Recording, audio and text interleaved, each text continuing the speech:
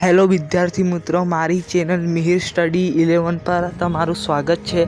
આજે બજાર વિશે ટોપિક ટૂંકમાં સમજાવું છું। વિદ્યાર્થી મિત્રો, મારી ચેનલ સબસ્ક્રાઈબ કરી દેજો જેથી તમને નોટિફિકેશન મળી રહે અને બેલ આઇકન ઓન કરી દેજો અને વિડીયો ગમે તો લાઈક કરી દેજો અને તમારા મિત્રો સાથે શેર કરજો।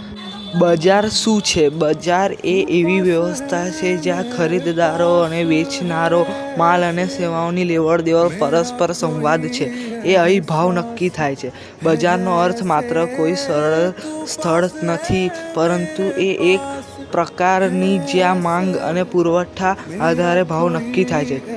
બજારના પ્રકારો: ખરીદદારો જેમને માલ કે સેવા જોઈએ છે, વેચનાર જે માલ કે સેવા વેચે છે, માલ સેવા જેની લેવડ દેવડ થાય છે, ભાવ જે પર ખરીદી અને વેચાણ થાય છે, સંપર્ક ખરીદદાર અને વેચનાર વચ્ચે સંપર્ક આવશ્યક છે, ફોન અથવા ઓનલાઈન અથવા સામે સામે વગેરે।